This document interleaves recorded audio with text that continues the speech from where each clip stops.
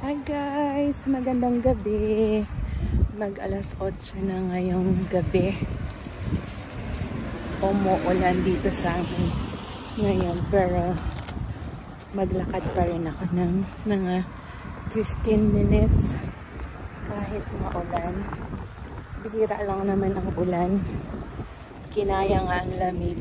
How much more pa ang ulan dito sa Canada, diba? Lumaki po tayo ng laging inuulan ang lugar. Ayan. So, wala akong nakitang mga naglalaro ngayon sa park. Ayan, tingnan ninyo, walang tao. Usually, pag ganitong hapon, may tao sa park. May mga naglalaro at may mga nagpa-basketball. Pero ngayon, walang tao. Kahit maulan, sige pa rin po. Walang tigil ang ating pag-exercise. Kasi kailangang kumilos, galaw-galaw ang katawan. Hirap nitong ang mobility. I mean, pag nagtatrabaho ka sa opisina, limited ang iyong walking. Pero actually since December, I think January, nakatayo na ako maghapon sa may standing desk ako. So sanay na yung katawan ko, pero naglalakad pa rin. Mahirap na pag nagkakaedad na, kailangang alagaan ang health. Ang 30 minutes walk a day can do a lot of health benefits. Ayan, basa ang walking trail. Pero hindi naman malakas ang ulan. Pag malakas ang ulan, maliligo ako sa ulan. Kagaya ng ginawa ko ng pag-uwi namin ng 2023 sa Pilipinas. Ang lakas ng ulan, naligo talaga ako sa ulan. Bihira lang yung opportunity na yan. Kaya tinake ko na maligo. So ngayong araw na to, ang pag-uusapan pala natin is ang pamumuhay dito sa Canada. Unang punta ka dito, unang sahod ko, nagulat talaga ako kasi almost 35% ng sahod ko, yun ang napunta sa mga deduction ng federal and provincial tax. Tapos yung Canada premium na para sa pension plan. Tapos yung employee unemployment insurance. Tapos yung long-term disability insurance. Tapos may babayaran ka pa ng percentage din ng benefits, additional benefits. So ayan, nakakagulat, lalo na galing ako sa Dubai na wala namang income tax doon. So yun, isa sa major mo na pag a-adjust dito is yung sahod, lalo na kung galing ka sa Middle East na bansa. Yun ang isa sa mga ikakagulat mo talaga pag sasahod ka na. Pero sa una lang din, masasanay ka din at mag-a-adjust din yung lifestyle mo according sa income. Ang ganda na ng punong kahoy, mga bulaklak. Usually pag ganito, may mga naglalakad pa. Walang naglakad at maulan. So sideline po muna tayo. Tingin po muna tayo ng konting nature. So ang walking trail pala dito sa City of Leduc, may basurahan. Tapos meron ding para sa mga dog.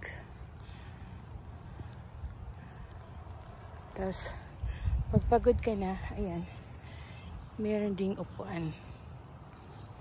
Ayan. Parang lumalakas na ang ulan na nararamdaman ko. So, siguro medyo mag-shortcut na lang ako unti ngayon. So, ayan, na hihingal ako unti. Ayun na nga. So, yun yung isa sa mga naging adjustment ko dito. Tapos, walang arte. Ang nagustuhan ko lang, very casual yung pananamit. So, yung lahat ng mga office attire ko sa Dubai, hindi ko gaanong nagamit dito kasi casual yung environment ko. So, kahit naka running shoes or rubber shoes kung sa Pilipinas, leggings, na syempre presentable naman, okay naman. Pero pag summer dito, may mga ka-opisina akong papasok na naka-shirt lang sila. Hindi ko pa naman yung ginawa. Ang pumasok na naka-shirt. So, dito lang ako dadaan ng konti kasi may gusto ako ditong picturean na apple tree na maganda yung blossom. Sorry na iba yung usapan natin. I-combine na lang natin. Kwentuhang buhay dito sa Alberta at magandang nature during spring. Siya nga pala guys, dito sa Canada, walang tao sa labas. Hindi kagaya sa Pilipinas na makikita kang tambay or uupo.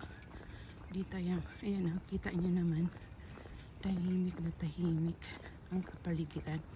Ako lang yung naglalakad.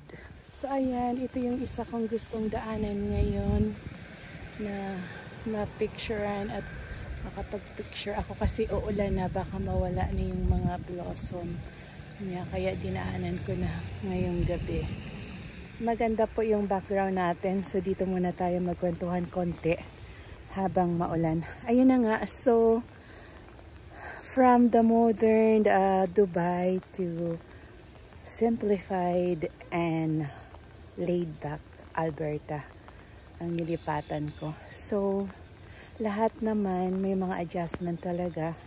So una lang, maninibago ka, laging mong iisipin, Dubai, ganito ang buhay ko. Tapos paglipat ko dito sa Canada or Alberta or anumang probinsya, ganito na. So kailangan mo na lang tanggapin talaga na hindi ka naman makakapunta dito ng Canada kung hindi will ng God. So tanggapin mo na lang kung ano yung meron ka ngayon, and then you work hard and pursue your dreams. Kasi dinala na tayo dito, nakapunta na tayo. Sa dami-dami ba naman ng mga taong gustong pumunta sa Canada, isa ka sa nandito ngayon. Kaya ako personally, I'm grateful and thankful sa opportunity na nakapunta dito. So ito na nga, kung hindi ako nakapunta dito, di wala akong i-share sa inyo tungkol sa buhay dito sa Canada at sa iba't ibang nature. At kung ikukumpara natin sa Pilipinas, in terms lang sa mga population, wala.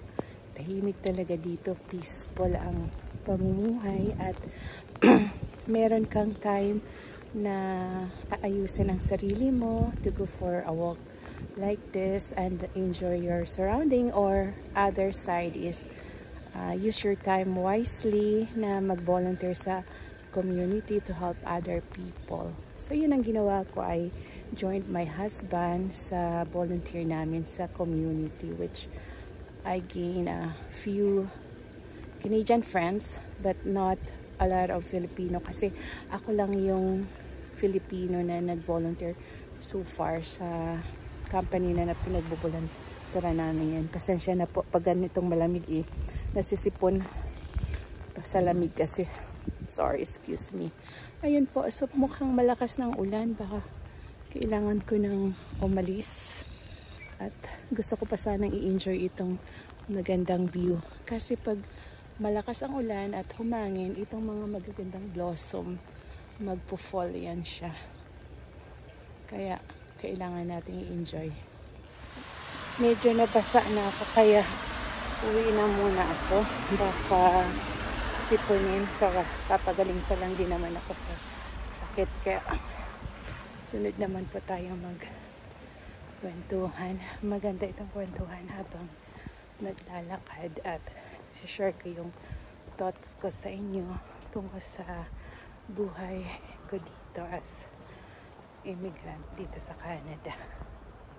Kung may gusto pala kayong itanong, mag-comment lang kayo na gustong malaman about dito sa pamumuhay.